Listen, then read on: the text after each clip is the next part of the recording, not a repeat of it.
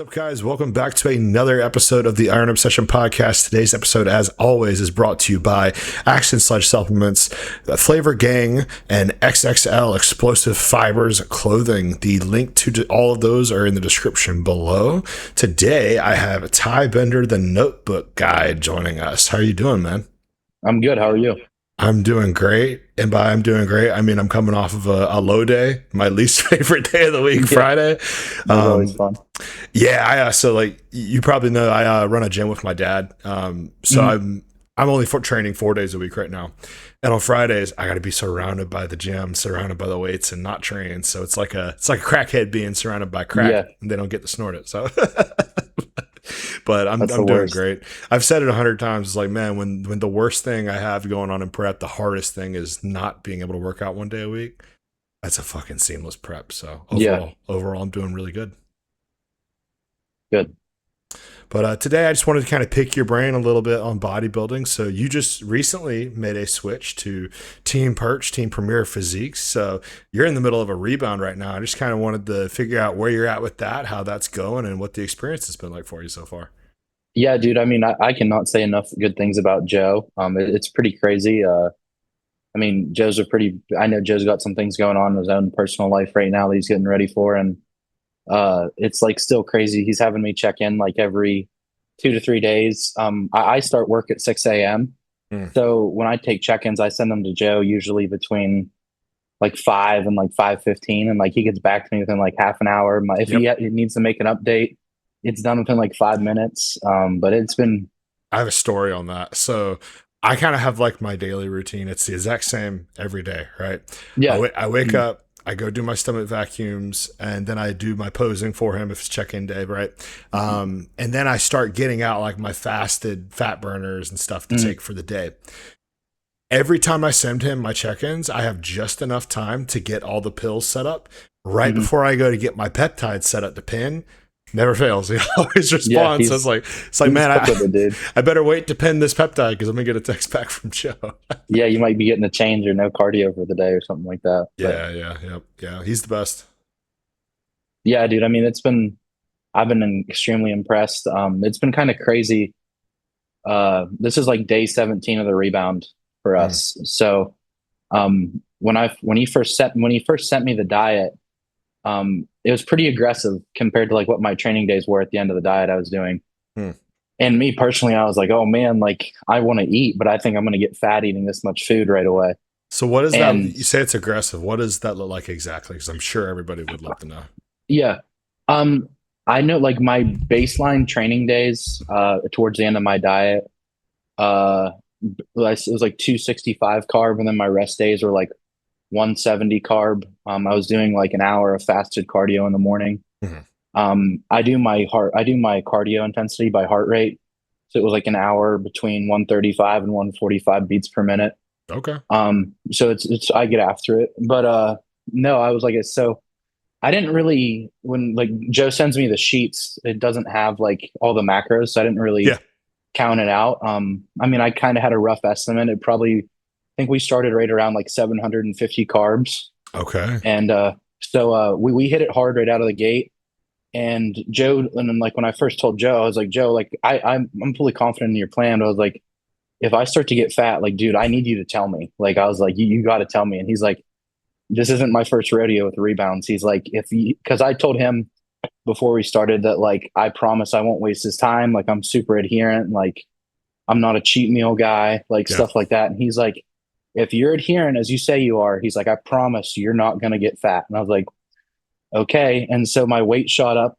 I think when I started with Joe, I was like 218. And then within like 3 or 4 days, I was up to 229. Nice. And how tall are you again for the people? 5'9". Okay. And so my weight shot up to 229 real quick. And I checked in with him and I was like, bro, I swear I haven't eaten a gram of food off plan. Like I haven't missed a minute of cardio. And he was like, dude, like the initial diet that I set for a rebound, you should gain weight every day for the first 14 to 17 days. Well, for me, my weight went up to 229 and it like held there for a day. And then after that, it started dropping and I got down to like 225. And then Joe upped it again and same thing happened. My weight jumped up 3 or 4 times. I mean, my weight jumped up 3 or 4 pounds, held there for a day, and then it started coming back down again. And so every 2 to 3 days, I've been checking in, and I think like this is our like I initially said. Joe said that it would be 14 to 17 days on the first diet. He said like that was the initial plan, Yeah. and since we started on July of yeah, it was July 21st was our first day. We've had one, two, three. We've had 4 diet increases in 17 days. So Nice. my carbs are up at like 1100 right now, and Every training day? yeah. Wow. hmm And like you saw the pictures I put on my story Yeah. this morning. I'm still in like my Very glutes are good shape. still in. I'm still in very good shape. You're in better shape than Like what most people compete at, like a yeah, local level yeah, for sure. yeah. So like my carbs are at like 1100 on training days. I haven't calculated the rest day, but I'm Yeah, assuming the yeah, rest day is probably like 6 or 700, yeah. something like that. So You it's drop out still a the good bit of post food. workout meal and the intra workout. Probably that's about it, right? I don't. I still I have 6 meals on both days. Like I don't have Okay. a seventh meal, but the carbs like are definitely reduced in those meals. Okay. There's like so, but yeah, I'm still eating a crazy amount of food. But it's been pretty cool to see how my metabolism has just kind of picked up, and I'm Yeah. just getting fuller now. So Yeah, man. This is just all music to my ears, knowing where I'm about to be in 3 weeks. I was gonna say, yeah, I know you're very similar to me when it comes to like being on plan and stuff like that. So it's gonna be Yeah. you're gonna be in a damn good spot to really take off here. So Yeah, yeah, and you got absolutely inside out peeled, man. So if I can get to, if I can even hold a half a candle on that, I'll be happy. But I'm leaner than I've ever been right now. That's for sure. yeah, and you guys you still have time, so I'm very confident in Yeah, what you yeah. guys are gonna bring. So, For sure. It's just, but even like this is just an interesting kind of side topic on conditioning. Like my highest level of conditioning that's possible for me at this right point is different than you, is different from this person. It's just yeah, interesting to think about. It's like you always hear people say like, oh, well, Samson just needs to come in with Derek Luntz for glutes. It's like that hmm isn't necessarily possible for him with his skin thickness and etc. So yeah, it's just kind of a head fuck when you start thinking about conditioning because and it's so different. you saw what happened to Samson at the Olympia last year when he chased conditioning. Yeah. I mean, he dropped down to fourth. So it's just you just have to play to your strengths. Exactly. But Yeah. Yeah. mhm. We're all our own individual people with our own individual strengths and weaknesses. So with that rebound here, you said you're 17 days into it, you said? Yeah, So a little over 2 weeks. Um, yeah. Obviously subject to change, but about how long do you think you're going to push your rebound for? So the way we have it set up now, it's going to be a 12-week rebound. Okay. And it's like the first rebound that I've ever been able to stay on PEDs for because all of the other, like all the times I've competed in the past, even though I didn't do a show, like I consider I got stage lean this time. Yeah. But all my other shows in the past were like 20 to 24 week preps. And I had to absolutely murder myself to get there. So when I would rebound, it was always just like TRT and then just the food that was fueling the rebound. So I was really shocked. I only dieted for 13 weeks. Wow. Yeah, for me to get in the shape that I got into.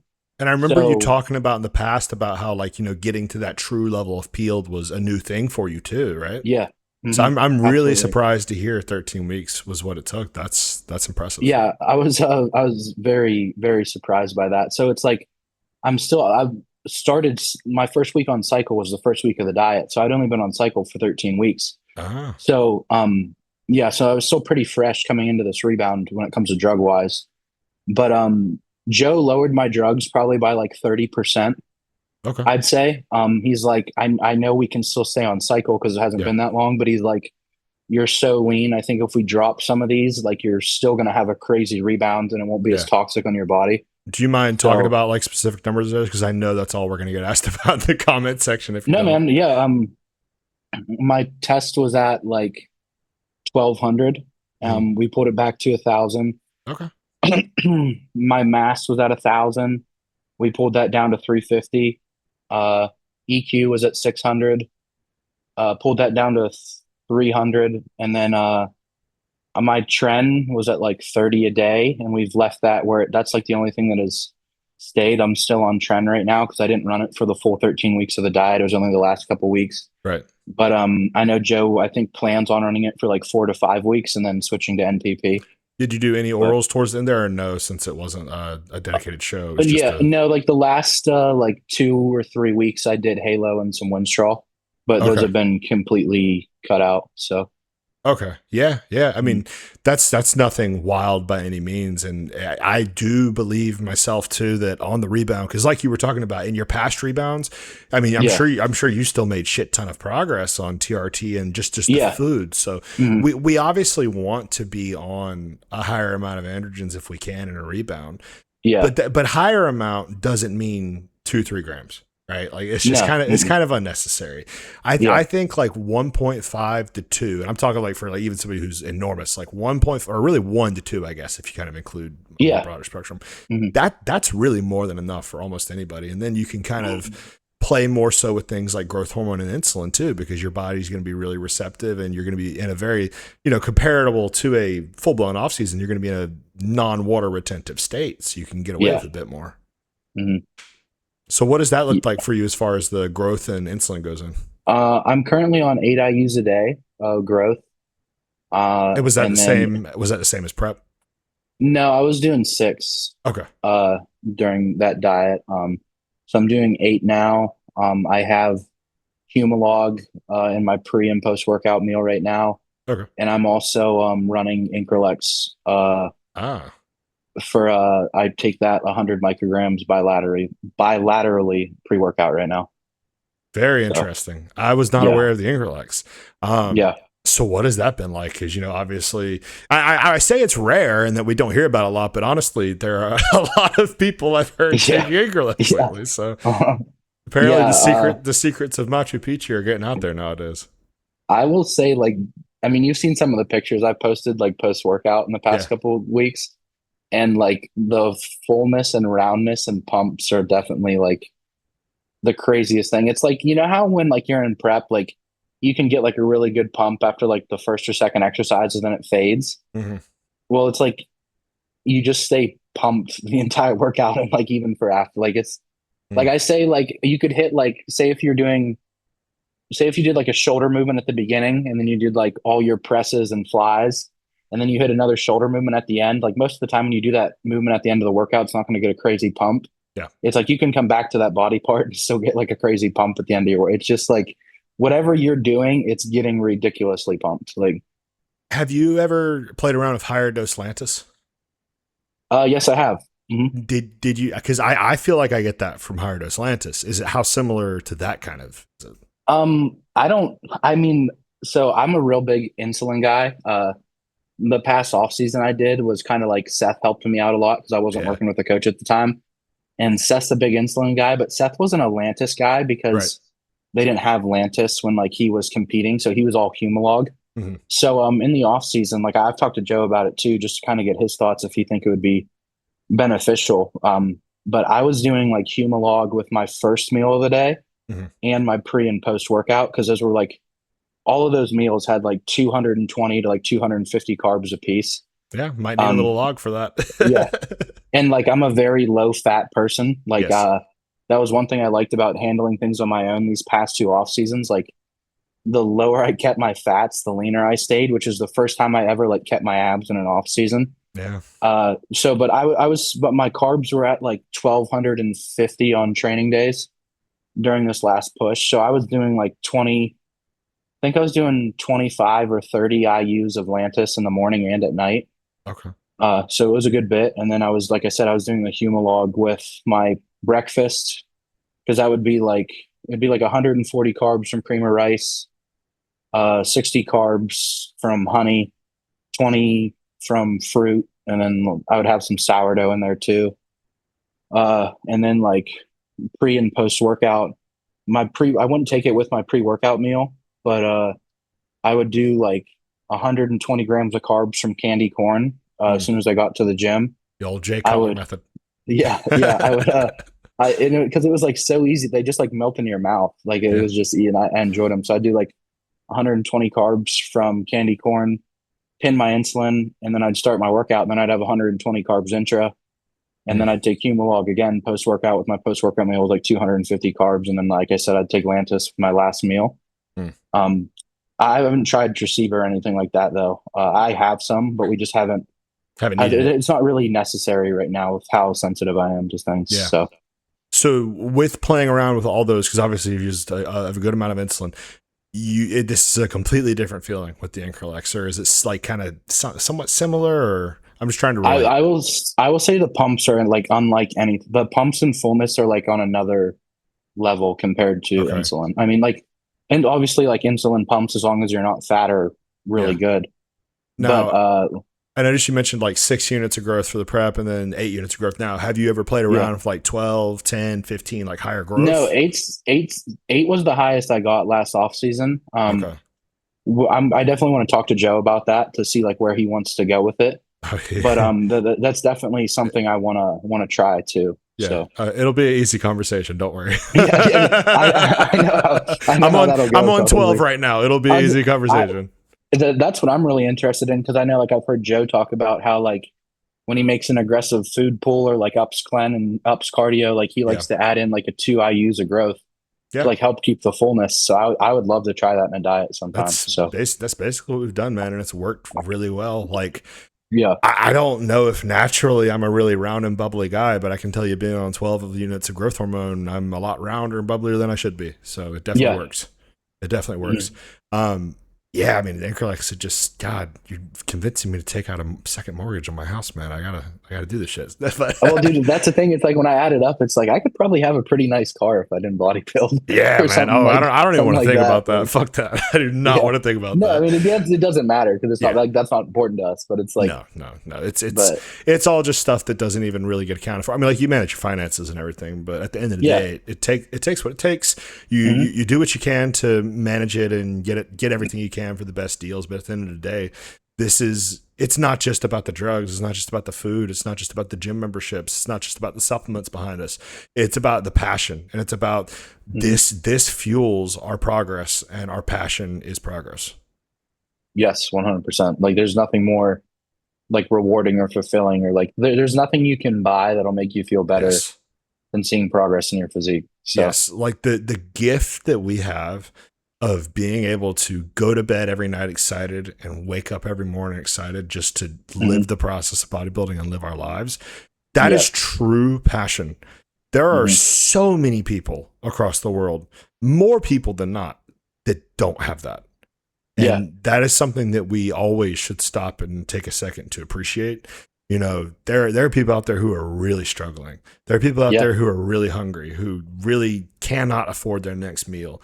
And then with people like myself that are choosing to eat less, still eat 6 meals on a rest day, and then 7 meals on a training day, and be in a deficit.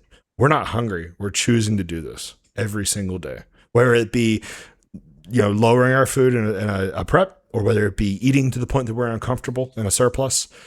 It's all a choice, and people have to remember that. Yeah, I mean, I just made an Instagram post. It was like a week or two ago, just because I said, like, I hope everybody finds something that sets their soul on fire, like bodybuilding does for me. And like, because there's nothing that makes me feel the way that bodybuilding does. So it's purpose. It's not just a passion, but it also just gives you this purpose. It's like every action, every single step you take, if you want it to, can have meaning within the scope of bodybuilding.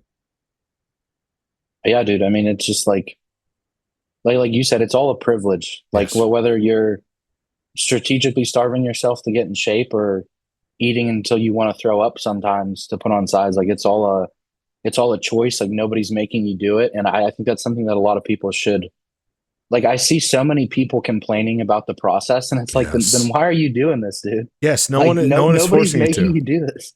Like, if you don't like it, like, please quit. Like, this isn't for you. Like, Sam's Club is right down the road. They got cookies, they got creme brulee, they got cookie cakes, they got whatever you want, player. Go get it. No one's stopping you. And the reason we don't go do that is because we are sacrificing the now for the later. And the key word is, though, when you truly love this, that sacrifice is not really a sacrifice. It becomes this thing that just, you don't even think about it anymore. Like, I've had multiple people ask me, "Oh, what are you going to eat post show?" I'm like, bro, I don't care. Like, I'll tell you one thing I do want. I want a big bowl of fruit. That's it. Yeah. Like, I want a watermelon. I want a watermelon and some fresh fruit to hydrate me and make me feel good. That's it. I've been seeing, since, because like I dieted this summer, and like I see a lot of guys getting ready for North Americans, and like I see on their Instagram stories, and like they'll take a screenshot or a Ugh, screen recording of their explore page, and yeah. all it is these cookies and brownies that they you can buy and store in your freezer for months ahead of the time. And I was like, if you looked at my explore page anytime when I was dieting, there was none of that, because anytime I saw food pop up on my Instagram, I'd click the not interested button. Yep. And That it's goes like, crazy. yeah, I just don't understand. Like there's so many guys that'll just sit on their phones and scroll through and look at food. And I was like, do you love bodybuilding, or like are you just looking forward to what you can eat Yeah. post show? Like it just makes no sense to me. Why is But food, and not even food, garbage, shit? Why is that so important to you as a person? It makes no sense yeah, to me. It's like, this is not conducive to your goals. It's not conducive to your health. Like, man, we already do enough shit that's bad for our bodies. yeah, You're gonna shove a fucking Buckeyes brownie in your gullet after yeah. this? Like, what are we doing, man? Like a crumble cookie? Like, this is just Or dude, garbage. you, Like, you see the what is it? That PDX cookie company. yeah, Like I've yeah, seen yeah, that yeah. they have those mega cookies that are like 5 pounds, and I'm And like, the thing is, that's like 5,000 calories in they're one cookie. they're like this big. It's not even like Yeah, you're getting it, like if you're getting a giant thing and it's 1,000 calories. Okay, all right, I can see that. But like if you're getting this condensed little rock of shit that's just full of butter and sugar, it's like, what is even the purpose, man? yeah. It I just don't know. Like to me, yeah, it's like if you're spending like outrageous amounts of, because like all those that things are too. extremely overpriced. Yes, If you're spending outrageous amounts of money and like stocking up on things in your freezer, you are setting yourself up for failure post show. yeah, Like it's gonna be a nightmare because you're gonna eat it. Like if it's in your house, you're gonna eat it. yeah. You're either gonna eat it or you're gonna throw it away, and like regardless, Yeah. it's a lose lose. Hmm. It's lose Yeah. lose. It just doesn't make sense to me. Like the post show eating should not even be about the food. The post show No. eating, if you do it at all, should be about spending time with loved ones, the people who came out to Yes. support you, and your family. Like Yeah. I'm getting off. I'm getting off finals at. Oh, okay. I'm getting on for finals at 8 o'clock at night. Yeah. They're probably ain't gonna be shit open. Me Yeah. know They're probably not. me knowing my family, me knowing my wife especially, she's gonna probably be ready to take her ass back to the hotel room and go to Yeah. sleep. So Yeah. I'm probably not even gonna eat anything the night of the show. I'm probably gonna have me a big old bowl of Goobies pieces that I've never had before and a Yeah. bowl of fruit. That's probably it. And then the next day, Mhm. I'm gonna get a nice breakfast with her and my family, my mom Yeah. and dad. We're gonna probably do Mhm. something for lunch, maybe not, and then I'm gonna have a dinner with her and hers family and my family, like all sides of the family. We're gonna come together, Yeah. go to like a steakhouse, have a decent meal. Mhm. That's And that's it. how it should be. And then on And like Monday, that's I'm see playing. that's exactly what I did. So like my show was like the two photo shoots I did with Axe and Sledge. Yeah, But like so that was like Saturday, July 12th, I think was that.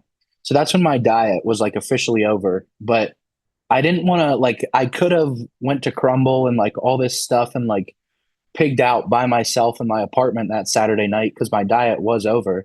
But like for me, I decided to stay on diet for another week because the next weekend I was supposed to go back home with my family because our county fair was in town. Like I yeah, wanted to go experience out with my family. We went out for a dinner on Saturday night, and then Sunday night was a home cooked meal with my mom, and then Monday I was right back on track. Like it wasn't about what I was gonna eat. It was about like I want to stay on diet for another week so I have a good rebound still, right. and then I want to go out and enjoy time with my family because I don't get to do that a lot with our Yeah. the way our lifestyle is. And like I think that's how it should be post show. So, but that's my opinion though. I But think that just goes to show you, unfortunately, how many people in our sport are so selfish. yeah. They don't think Mhm. about the people around them that support them. And that's Mhm. a shame because all of us, hopefully, have a good amount of people in our lives who support us, care about us, and love us. And I think that we need to do more to appreciate them and to kind of, reward them in a way we can. And that's a very easy way to do it too. And Yeah. you don't have to eat like you're going to the electric chair to do Yeah, it this. doesn't have to be. Like, No. you know what I mentioned at the end there? As a restaurant, a steakhouse. If Yeah. you get fat from eating one meal at a steakhouse, you're not meant for body. Yeah, for real. Something's For wrong. real. Like Yeah. I could eat to my fill at a steakhouse, and Mhm. I'm probably gonna You're wake gonna up be fine. lighter the next morning. Yeah, So exactly. it's just interesting. Like I find honestly a lot of the better bodybuilders too are not very selfish people when you think about it. Now you can look at it that way because they're selfish in terms of like, setting up their lives to achieve their goals and everything. But really, all of them find ways to blend it together and make life work. What is one thing that a lot of the top 10 guys in the Olympia right now have in common? They all have kids and families. Mm-hmm. It's something very commonly see. Like I'm not 100% sure how many of it is, but you got Hottie, he has wife and kids. You got Samson. Mm-hmm. Yeah, I think everybody in the top 10 at least has a wife, and then a good portion of them have wife and kids as well. So when people tell me that, oh, you can't blend life and bodybuilding together, it's like, well, you can't if you're lazy and selfish. If there's a will, there's a way. What it comes down to. Yeah, and like I was having a talk with somebody the other day. It's like, yes, bodybuilding is very selfish, and like you have to sacrifice things, and you can't live a normal lifestyle. But like, if your loved ones like truly love you, like they'll support you, and like Yes. you can still spend time with your loved ones, but it might not be the same as if you were a normal person where like you can go out to eat multiple times a week, but like just spending quality time with them is like really what it's about. So exactly, like you can still go to the restaurants with your family. You just don't have to eat. Bring a Tupperware. There's nothing wrong bring with your that. food. I've done it many times. Yeah. You can still spend time with people, and a big thing of it too is just not.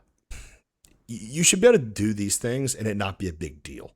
That's the biggest part. Like if you're the guy who brings the Tupperware to Christmas dinner because let's say you happen to be in prep on Christmas or something, and every time you're making a comment here and there, it's constantly the only thing you're talking about. So okay, that's the wrong thing to do. You're being an asshole about it. What you got to do is you got to change your perspective and be like, I'm happy being on my plan. I get to do this right now. Yeah, like we were talking about earlier, you get to do this. This is a choice. Be grateful for the choice. Yeah, and like that's what I'm like when it comes to holidays and stuff like that. If you are the person that like brings your food, like that's okay. Like you shouldn't make anybody feel any type of way about it, but like you should just be happy to be there, and they should be happy that you're there. Like as long as you're present, like spending time with them, that's really all that matters. Like absolutely. So going back into the topic of your rebound here, so what is the total amount of weight you've put on? I think you've mentioned it, but just to sum it up.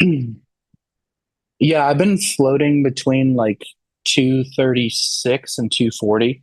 And your peak low on prep was 217, you said? It was like 216 and some change. Okay. Yeah. Wow. But, wow. And composition is still crazy.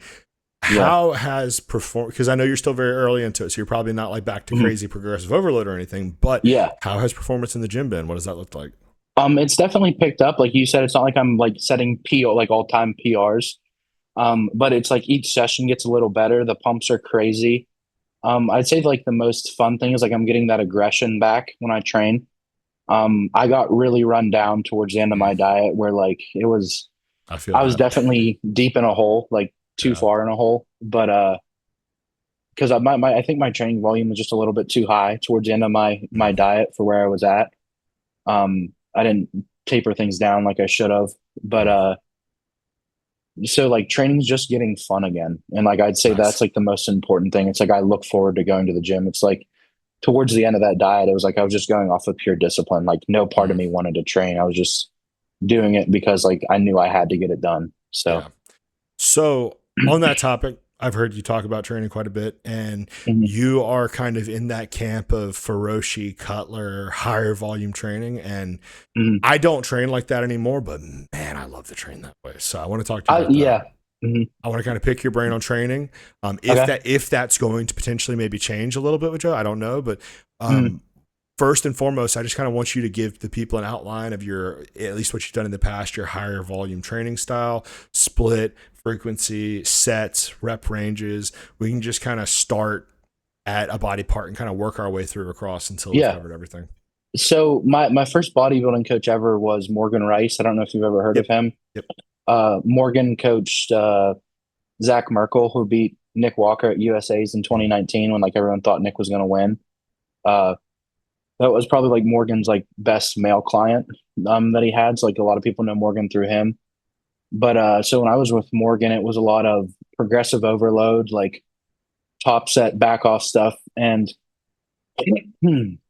for me starting out as a bodybuilder, I don't think that was the best split or like best approach to lifting for me because My execution wasn't where it needed to be to only have like two working sets Hmm. and maybe only like 8 to 10 working sets per body part for a workout.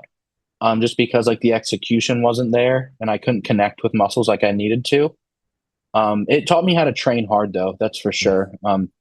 And Morgan helped me out a ton with execution through in-person training, but that's kind of how my bodybuilding career started out with Morgan was like the top set back off on most things. There were some things that were higher rep, like on leg press, we would do like a lot of higher rep, like cluster set stuff.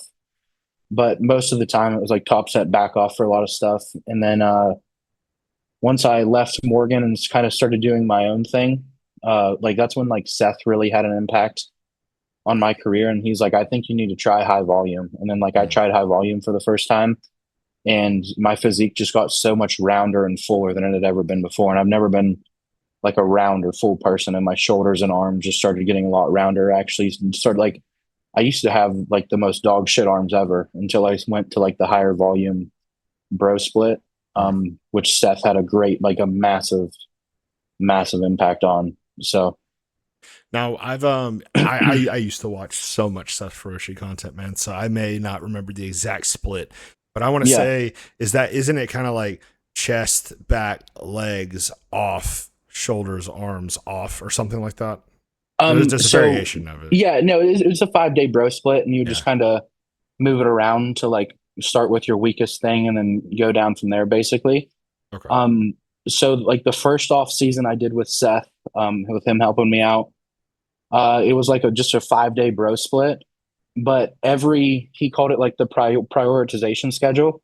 So my arms were my worst body part at the time. So it was like you had your chest day, your back day, leg day, shoulder and arm day, and it was like uh 2 on, 1 off, 3 on, 1 off. So it was like a 5 day a week training split. But every fifth day, no matter what you were supposed to train, you're training arms that day. Hmm.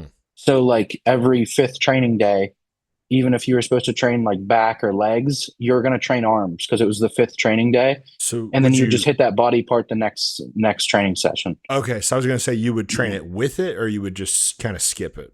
No, you just push it back a day. Okay. That's all you Okay. would do. So Okay, that's okay. So that kind of that rotation, but still being within 5 set days of the week. I've seen that with like DC training. They've done yeah, that with like so yeah.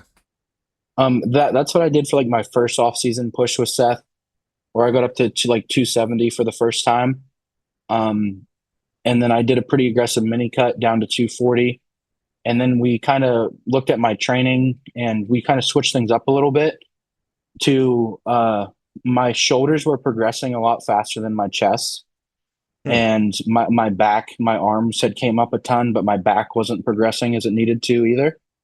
So I came up with a split where I was able to hit everything every fifth day. So Hmm. um it was like a modified bro split where I had my 4 training days were a straight up back day, and then I'd end it with like a hamstring curl or a hinge, Hmm. just like to build entire posterior chain. I had an arm day, I had a full leg day, and then I had chest and shoulders together. So I had those 4 training days, and I would do 3 on, 1 off, and I would just rotate through those 4 days. Hmm. And so, like with that setup, I was just hitting everything every fifth day. And that's what I ran my second off season push with Seth, where I got up to 270 again. But it was like a much better body composition. And then I ran that same exact training split all the way through this diet. And now with Joe, Joe really liked my setup that I had with that. Okay. The only thing we're doing different now is just 2 on, 1 off. Hmm. Just because I was so beat up coming out of the diet from Yeah. like just training wise. So we've just been Joe kind of changed it up a little bit, but I still have four. I have 4 training days, and we do 2 on, 1 off. Let me pull it up. Am I still on camera? Yeah. Yeah. Okay, hold on. Yeah, it is. Yeah, I have a leg day, arms and delts a day, and then I have back, by, rear delts, and then chest, delts and tris. So those are my four Oh. training days. and I just do 2 on 1 off with those. So Okay. So then that's the actual split. In terms of like volume, what are we looking like there for yeah, sets, rep ranges, things like that? most like on legs, most things are 2 working sets. Uh, Mostly in like the 12 to 15. 8 to 15 rep range, 12 to Okay. 15, stuff like that. And then for arms and delts, it's all like 12 to 15. 12 to 15, 12 to 20, Mm. 25, Yep. like rear delt stuff. Back and buys, it's like 10 to 15, 8 to 12, 6 to 10 on like a chest supported row, 10 to 20 on cable pullovers, and then like 20 or more on rear delts, and then like 10 to 20 on biceps. So it is definitely like a little bit of a, there are some things that are a little bit lower Yeah. volume, but It sounds most of very it's like similar to higher what I rep. do. Yeah. Mhm. Okay. So Yeah. Nice. Nice. mhm. So you're not doing 25 sets of delts anymore per day, basically.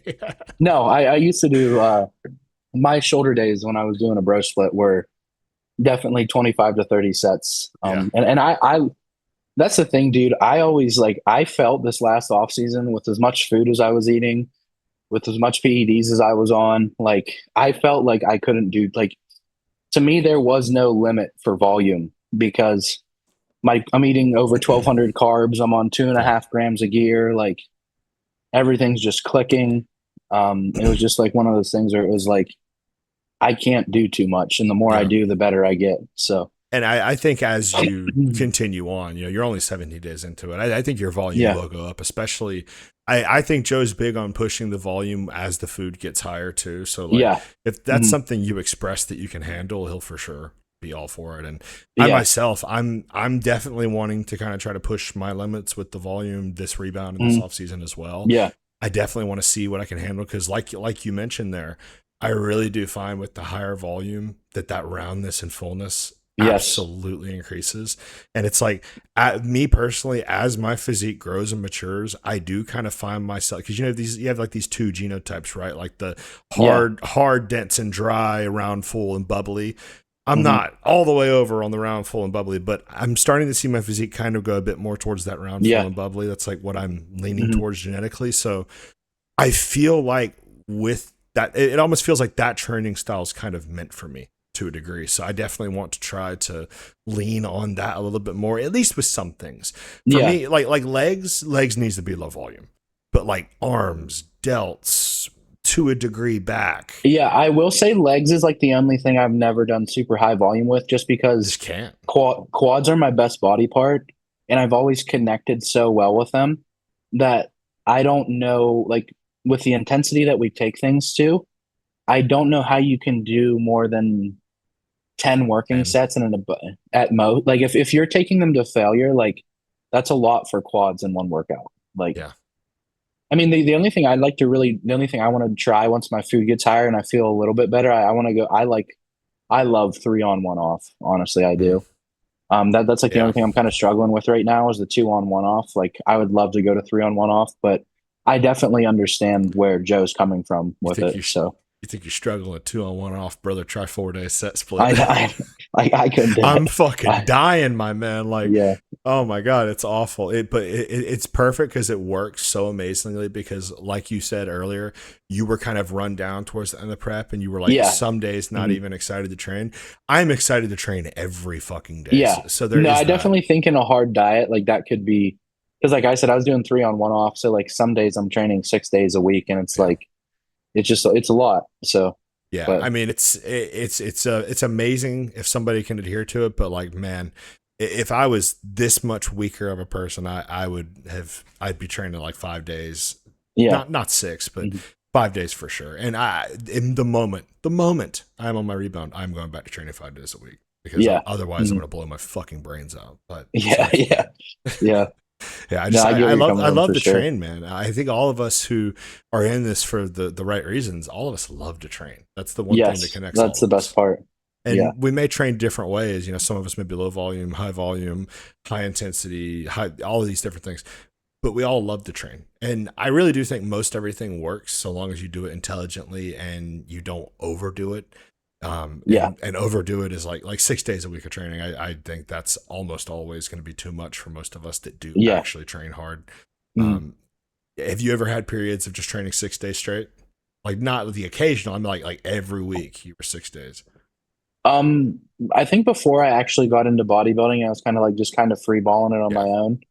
I did like push push pull pull legs, legs. and then Yeah, I did that for a while. But that was before like that was before I had a coach or anything. classic Ronnie Uh, split. yeah, exactly. So, but that's the only time I've ever done. I don't like training more than 3 days in a row. That's Yeah. for sure. Yeah, that Mhm. that is kind of what led to me needing to do the set 4 day. Mhm. Is I actually at the beginning of this prep for the first 10 weeks or so, I would do 4 days, 5 days, 4 days, 5 days, and Okay. it was 3 on, one off, 2 on, one off, and then the next week would just be what I do now is 2 on, one off, 1 on, one off, Yeah. one off. I guess that is what it is. And I noticed around the 10 week or 8 week mark, whichever it was, after 3 days straight of training, I would be like, okay, this third day I kind of feel like I'm beating myself to death. And then Yeah. I would be fine on the 4 day, and then I'll come back to the 5. And I'm like, okay, I'm kind of running into a wall. So Yeah. we got ahead of it to get to not be buried too deep before we could climb out right. But man, I really do love those 3 days sometimes. I think if you Yeah. kind of structure it differently too, like I was doing legs, push, pull, rest. So that's a lot on the front of the week. Yeah. Mhm. I'm thinking what I'm gonna want to do for my off season and rebound is I'm thinking something like legs and then arms and delts. Super easy day. Yes. Yes. Rest and then legs, push, pull. Something like that. Yeah. Hmm. For sure. No, I think if you are going to train 3 days in a row, it's tough if you're doing like if you have a leg and a back day within those 3 days together, like or back to back or something Yeah. like that. Like you need, I think, something like arms or like a push day or like something that's not incredibly taxing Yeah. to like break that up. I really like having a rest day before every leg. Yeah. That's nice for sure. And then it's really nice having a rest day before and after every leg day. But Yeah. unless you're only doing one leg day a week, that's kind of hard to pull off of 5 days. Mm, yes. Yeah. So moving on to kind of talking about the future here, Hmm. with that rebound being around 12 weeks or so, I figure you'll probably take like somewhere between 4 to 6 weeks of a cruise, and then after that, are you going to be jumping into a solidified off season here? And if so, Yeah. kind of like what does your year look like? What are the plans? Based off what like Joe has set up on the timeline, it's like 12-week rebound. I think it's like 6-week health phase, aggressive mini cut. Hmm. Um, and then into a 20-week push. Okay. And then I believe it's like another 4 to 6 or 8 week Yeah. cruise and then start a prep. Hmm. So for that prep, what are we Mhm. looking at as far as the potential show? Because I'm sure you got a national level show on the horizon. Yeah, I'd like to do nationals at the end of next year. Hmm. That's what I have my eyes set on. Um, I'm probably going to be a super. Well, I would assume. Definitely. Yeah, I think my best look was like 223 to 225 during this diet. Hmm. I think I just started to like lose my look once I got any lower than that. And that's kind of like what Seth said to me too when I started to like dip below 222. He was like, "Hey, I know you're chasing conditioning, but I think you're starting to lose your look." Uh, so I think I would have been like right at the top of the heavies this year, as like maybe even like right at 225, 226 after I carved up. Hmm. But so I'm definitely going to be a super next year. I'm very like honest with myself, and like I told Joe too, like whenever we do our qualifier, like if he doesn't feel like I'm national ready to be a super heavy, then I have no problems with going back and hitting another nasty rebound and then doing something earlier in 2028. Hmm. Just because like I don't want to go to nationals just to go to nationals. Like I want to go Yeah. to nationals and be confident that I can be a first call out super. Hmm. So if he doesn't feel like I'm ready, then like I have no. It's not like I'm dead set on I have to do this show if that makes sense. But Yeah. And that makes yeah, sense because I think a lot of people don't understand how much of an investment a national level show is. Like, this is not something yes, people should take lightly. no, It is a lot of money. It is a lot of time, and like you got to take off of work. Like you have to. yeah, There are a lot of things you have to do to set up for a mhm. national level show. It's not the same and as a regional level show. and there are I I think there's a big difference between being nationally qualified and nationally ready. You can literally be the only person in your class that shows up and be nationally qualified. It means Yeah. nothing, unfortunately. It should mean Mhm. something, but it doesn't. Yeah, exactly. I mean, like, and I go with me being here in Pittsburgh and working for Axon Sledge. We have a booth at North Americans every year, so I get to see like one of the best Yeah. pro qualifiers in person. And every year there's like 10 to 15 guys in every class, and it's like, why are you even here, dude? Like, it's just a waste of money. But Yeah. Yeah. It's just a part of it is that they don't know any better. And then a part of it is they think they're better than they are. And then another part of it is they have these coaches in their corner that are like, oh, yes, I have this amount of national level competitors. Look at me. But realistically, it's like, yeah, you know, that guy who is always at the regional level show, and you're like, is something wrong with him? Why is he on stage? Yeah, yeah, it's one of those guys. So yeah, hmm it is what it is, and it's unfortunate. They're the cream of the crop always rises to the top, right? Like that will yes, always be true. But 100%. Yeah, it is kind of unfortunate there isn't some type of standard that can be set to not yeah, make amateur bodybuilding occasionally look like a joke sometimes. Because hmm unfortunately, that is what happens. Like yeah, there's not this prestige to the state level shows anymore. Mr. North Carolina, Mr. Pittsburgh, you know, these different things. These should be prestigious titles, and half the time it's not. no, yeah. And I would say, I think a lot of that has to do with guys going to classic and stuff like that too. Like it just kind of There is waters that. down the divisions. Yeah. But I agree. Like a lot of the amateur shows aren't what they used to be. Yeah, and there's a lot of good productions out there, so it's not necessarily even the promoter's fault. I think it's just that there are so many shows. I think that's one of the problems.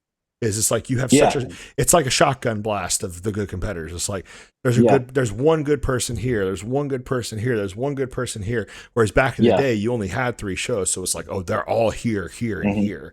So yeah, it there is still the same or probably more talent in even yes, bodybuilding nowadays. It's just hmm it's so spread out, it's so hard to see. spread out. Absolutely. Yeah. Yeah, and then Because I mean, there's a show almost every weekend in every state. So it's oh, like, in some states like Florida, I think there literally is a show every single week almost, and yeah, hmm multiple. Like here in North yeah, Carolina, unfortunately, there's not that many shows. I want to say we have maybe 10 shows a year at most, and they're like all spread really, out. Yeah, yeah, it's probably yeah, not even 10. Honestly, it's probably more like 8. hmm In North yeah, Carolina, I'm thinking like South and North Carolina because we technically used to be under the same umbrella. There's realistically yeah. there's probably 6 to 8 shows in North Carolina a year, Okay, something like that. gotcha. But all right, so with that prep, what is kind of, because I know we hear a lot of people talk about, you know, chasing that pro card. In your mind, I know you're chasing the pro physique, not the pro hmm card. So Yeah. you say super heavyweight a few times there. What do you think that pro look is for you, weight wise? What are the things you're wanting to bring up to achieve that? Around about what weight, and then what improvements and what specific areas do you think are going to need to be made for you to reach that? I think my lower body is pretty well developed. I definitely think a lot of the development needs to come in my upper body for Mm. sure. Like my chests and arms and back still need to get a lot bigger. Uh, I'd say that's definitely like back and chest are like my two biggest focuses right now. Arms are have gotten a lot better, but they still need to like continue to get better. My delts are pretty good, but they can still get better. Like I said, my quads are definitely my strongest body part, for sure. Hamstrings are pretty good, glutes are pretty good, but they can still get like I wouldn't say I don't have anything that like doesn't need to get any better. That's for sure. But I have a very big frame, and based off like the talks I've had with Seth, like he thinks I'm gonna need to be like 245 240. to 245 to 250 to like step on this pro stage. So I'm thinking at like the national level, like 235 to 240 Yeah. um is a realistic weight for me to like have a shot at a pro card. And So we're around similar heights. I think I might be like a hair shorter. I don't know. yeah, I've never been peeled out, so I don't know how tall I actually yeah, am. You know, with them mhm, fat pads gone. yeah, And that's kind of always what I've saw for myself as well, around like 240, 245, mhm, something like that. yeah, That being like that pinnacle. mhm, It's really cool to think about stuff like that, because you can kind of view it like an artist shaping this clay. It's Yeah, like literally. imagining where I'm putting this on here and here and here, and it's never the same in your mind as what it turns out to be in real Yeah. life. Mhm. But that's kind of the beauty in it too, is you have this idea and you can shape it to a degree, but at the end of the day, Yeah. it's still going to kind of do what it's going to do. Mhm. That's bodybuilding. Yeah. That's the No, fun I'd part. I'd say that that was like the cool thing for me compared to last time I competed till now. Um, like actually seeing some development in my upper body and just how like I think arms are a very underrated Big time. body part. Because like if you have big arms, they make so many shots just look better. Like they're not like the main piece of a physique, but like Yeah. they make everything look better if you have big arms. Like Ha- and but Have you ever seen somebody and said, "Man, their arms are too big"? no. No, no one. I mean, dude, Like, look at Nick Walker when he yeah, does a hands class most muscular. Like that's what I look was at just his about to say. arms, like compared to everybody else. Like it Lee just looks Priest, different. Like so, yes, Lee Priest, like Marcus guys like Rule, that. Yes. Kevin Levrone, like all Phil Mhm. Heath, all crazy arms, crazy Mhm. shoulders. Like I really as long as your arms match, I also think the delts can never be too. Yes. I mean, like that. Those are like the two things that I'd say have like came up in my physique the most like the last 18 months are my arms and my delts. So like I definitely have seen like how much it can just transform the silhouette of your physique Yeah, for sure. yeah, like arms, delts, and Yeah. legs. Back Yes. back is obviously super important. Chest is super Mhm. important. But man, if you have good limbs, it sets you up for a lot. Because it gives you Yes. that X frame, it gives you that Mhm. silhouette. That's bodybuilding to me. And then Yeah. the lats as well, and Mhm. chest to a degree, things like that. Yeah, for sure. I mean, that's definitely like the thing for me. It's like I am a wide waisted white guy, so like I need to Same. have yeah, like I was I'm good friends with Michaela Acock, and like she's Yeah. kind of like a second set of eyes for me. And like that's something we were talking about how like for both of us, like a vacuum was so important. Yes. Like on my front shots, like if I can't pull a vacuum, I'm in big like I'm fucked. Like I'll be the first to admit it. So that's something I'm very diligent on in the off like year round or vacuums Mm. because I mean, as you know, when you're full blown in the off season, your vacuum's never going to look as good or get as deep as it is when you're peeled out. But I still think making a conscious effort to do them every Yes. day just to train your like the TVA, like I still think that's a massive thing and a lot of bodybuilders like don't like they take it for granted. Like Yeah. I really think like even training it in the off season, even though it's not as deep and it doesn't look as good, I still think that's what leads into it looking crazy when you are peeled out. So Absolutely. And is there anything yeah. else you do to help with your waist control, TVA, or is it just mainly vacuums in the off season? I do I'm real big on weighted ab work. Okay. I always have been. I think that's one of the strong things in my physique. I have very like blocky abs. Mm. Um so I'm a big fan of weighted ab work. I mean, I don't do like sets of 6 to 8 or like Yeah. Yeah. 8 to 12. Everything Just weighted just that I enough do weight is to like, feel it, basically. yeah, is everything I do is like 15 to 20. But I've always done abs like 4 to 5 days a week. Um, Same. and that's something I have to give credit to Morgan for too. When I first started working with Morgan, he's the one who told me to do vacuums every morning fasted. Like he's the one that had me train abs post workout 4 to 5 times a week. So those are just I think having a developed midsection is like such an Big. under like it's can make or break a physique. Mm. And Like especially because you mentioned pulling the vacuums there. yeah, If your midsection is not developed, it's going to look really shallow and washed out in those vacuums. So yes. it's super important for that. And like A lot of just people think that just because they can pull a vacuum means they shouldn't train abs. It's not true. It's the opposite. yeah. I mean and like that's the thing. Look at a guy that has abs like Nick Walker, like how blocky they are compared to a guy like James Hollingshed, where their body fat percentages are probably pretty similar. Like they're probably damn close in body fat percentage, but Nick just looks like he's in way better shape because of how deep and separated his abs are, and James has a very washed out midsection just Exactly. because he doesn't have deep developed abs. But Yeah. All right, man. Well, we are at almost an hour here. I do have my guy Josh Swaney because yeah, I know you'll be watching this, Josh. I have him checking in here in a few minutes, so we're gonna wrap it up here. Just like clockwork? There he is. Is there anything you want to leave the people with before we sign off here? No, man, I just wanted to say thank you for having me on, dude. I was really, really honored that you wanted to have me on as a guest. So Yeah, man. And I'd love to anytime have you you. want to shoot the shit in the future, let me know. So Yeah, and I'd love to have you yeah. back on. It was awesome talking with you. Really Mhm. excited to continue to follow your rebound, man. You're making absolutely insane progress, and I know it's only going to increase from here. You've got an awesome future ahead of you. You're already like you were saying maybe you'll be a super heavyweight. Like, nah, bro, you're going to be a super heavy. Yeah, I You're know I'm you're, gonna be a you're super. Yeah. 17 days into this rebound, and you're already making absolutely insane progress. It makes me excited for Mhm. my future too, because I'm like, I was gonna man, say you're like, yeah, dude, you're doing the work now to set yeah, yourself up for a crazy rebound. So I like that. Like with me not doing a show this year, that's all I cared about. It was just setting myself up to have like one of those crazy rebounds. And like you're I know you're competing, but you're also doing like the dirty work, so you have a yeah. great rebound. So Yeah, the mhm. show is going to be fun. It's going to be an awesome weekend, but Yeah, realistically, that is why I'm doing this. I'm doing this for the hmm rebound. yeah, exactly. So But yeah, it was awesome chatting with you, man. Appreciate you coming on. Everybody, if you made it to the last 5 minutes of this video, drop us a 5 minute crew comment. The links to support us will be in the description below. Thank you guys for watching.